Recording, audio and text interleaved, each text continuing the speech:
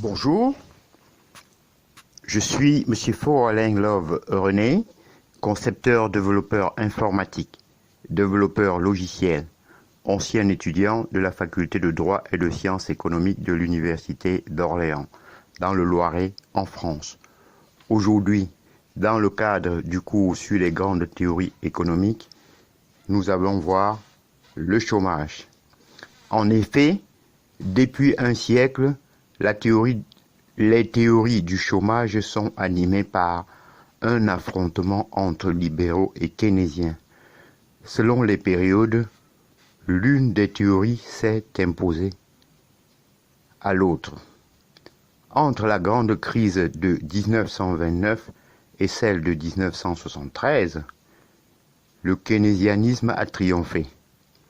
Depuis les années 1980, les théories libérales dominent le débat. 1. Le choc libéraux-keynésien. Jusqu'à la crise de 1929, le credo libéral considérait le marché du travail comme un marché comme les autres. Si les salaires pouvaient varier librement, notamment à la baisse, et s'il n'y avait pas de système d'allocation chômage, le marché ne pouvait que tendre automatiquement à l'équilibre, c'est-à-dire au plein emploi.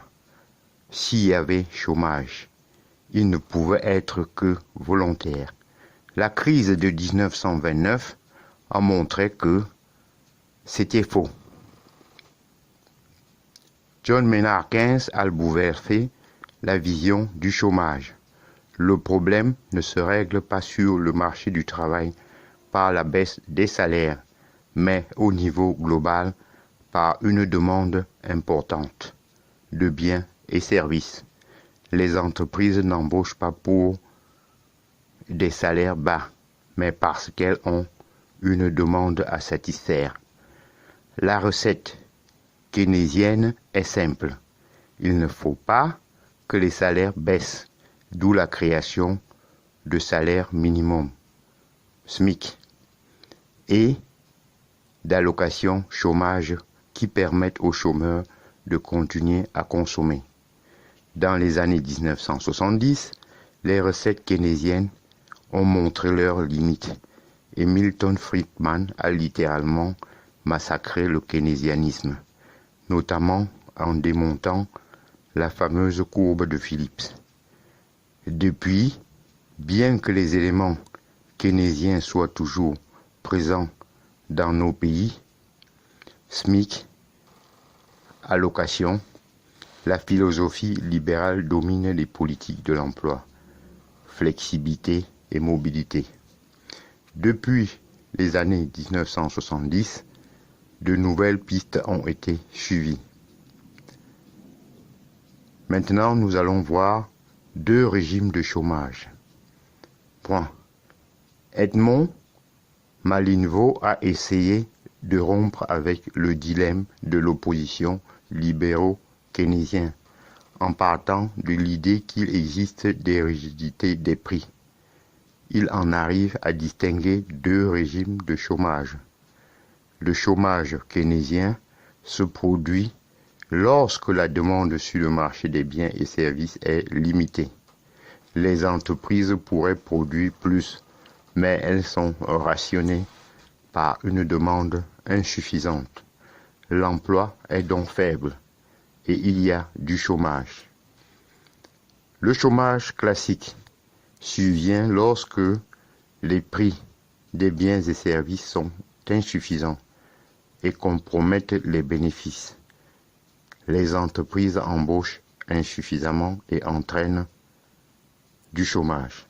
Ces deux régimes sous-entendent des thérapies différentes. En cas de chômage keynésien, il faut augmenter les salaires pour relancer la demande, la consommation, la production et l'embauche. Dans le cas d'un chômage classique, il faut au contraire limiter les salaires pour restaurer les bénéfices et relancer la production. Le bon diagnostic est donc essentiel. Si l'on se trompe, au lieu de réduire le chômage, on l'augmente. Maintenant, nous allons voir la loi d'Okun.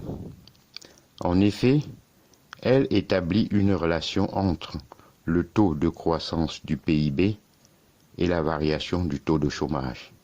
Il en résulte ce qui semble être, à première vue, une évidence.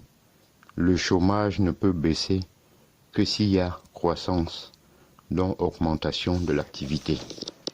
Toutefois, le problème ne manque plus. D'abord, quel est le taux de croissance à partir duquel le chômage diminue? Point d'interrogation. On a entendu affirmer, en ce qui concerne la France, que ce taux est de l'ordre de 1,5%. Il est évident qu'il change selon les pays. Maintenant, nous allons voir le modèle insider-outsider. Énoncé dans les années 1980 par Assar Lindbeck et Denis J. Sonauer, la théorie insider-outsider considère que le chômage est dû à la dualité du marché du travail. Celui-ci comporte deux situations diamétralement opposées. Les insiders jouissent de conditions favorables.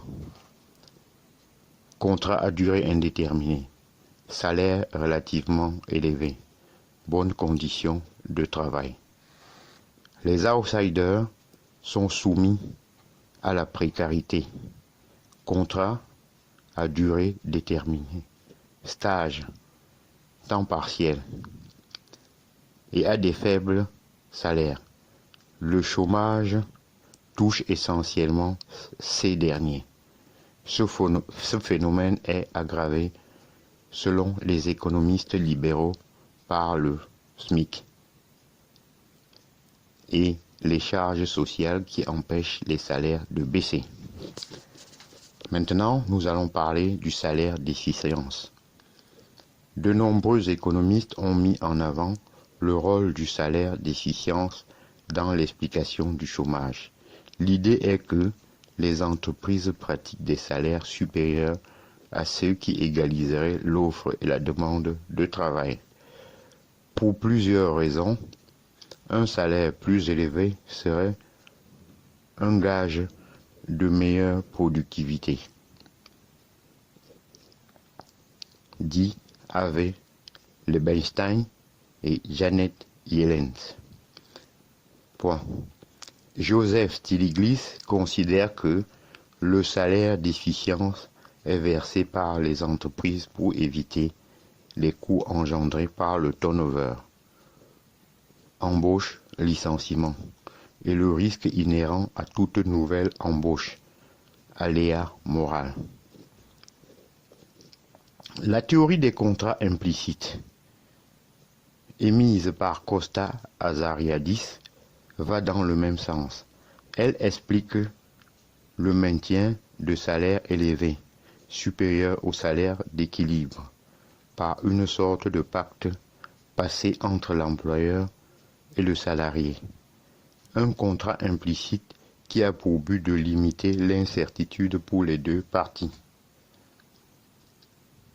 La fin du travail. L'approche de Jeremy Rifkin est plus radicale. La fin du travail, 1995. Selon l'essayiste américain, le chômage est le symptôme non d'une quelconque crise, mais de la réussite de l'économie. Depuis toujours, l'homme travaille non pour le plaisir, mais pour satisfaire ses besoins en travaillant le moins possible.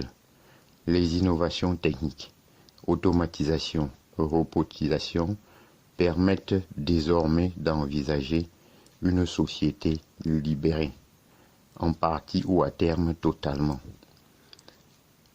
Du fameux impératif biblique, tu gagneras ton pain à la sueur de ton front. Rifkin rejoint une anticipation de John Maynard Keynes, lui-même qui, dans Lettres à nos petits-enfants 1930, envisageait une société d'abondance et une réduction massive du temps du travail. Maintenant, nous allons en 5 secondes faire un petit résumé de la théorie du chômage. 1. Les analyses du chômage sont dominées par l'affrontement entre libéraux et keynésiens. 2. Les uns veulent que le marché règle le problème. Les autres pensent que l'État doit intervenir.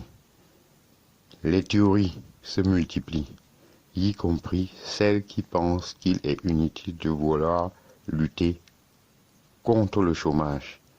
Je vous en remercie.